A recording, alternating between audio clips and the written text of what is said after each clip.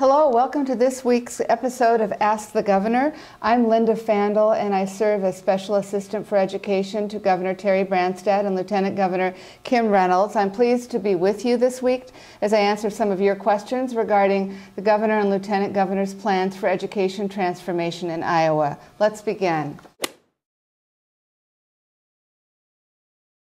Our first question comes from Pam in Des Moines. Pam asks, how are you going to judge performance of teachers who teach non-traditional subjects like art, shop, and PE? That's a great question. We need to improve evaluations for all teachers.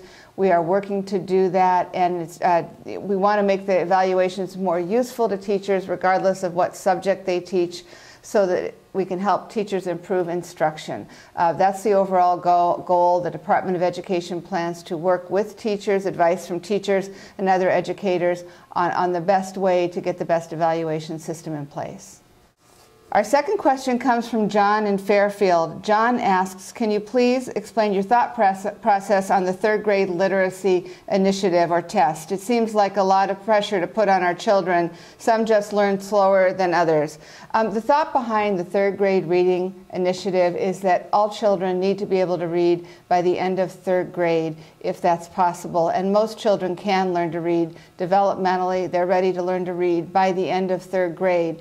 And reading is so essential for children to have in place in order to learn the other subjects they need to learn going forward and to build on their reading skills, their fluency, and their comprehension so they can be successful students. So because reading is so crucial, and we know other states, particularly Florida, has excelled at getting many more children to read by using retention as a last resort and providing a lot more support to families as well as to educators to help children learn to read. We know it can be done, but we know that retention, that pressure of having retention as a last resort has helped make that happen. And our third question comes from Bryn in Council Bluffs. Bryn asks, why would we require all high school students to take the ACT? A lot of community colleges already offer this.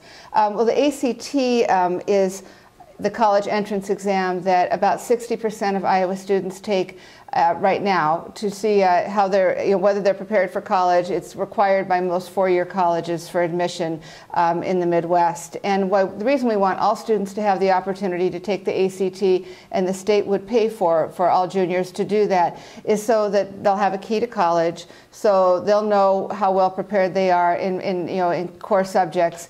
And so we can also look at high schools around the state and see how well they're preparing students. The skills the ACT measures, the content and skills for students going on or hoping to go on to four-year colleges, is really somewhat similar in many cases to what two-year colleges and many trade programs need. So the ACT will be a good benchmark for us.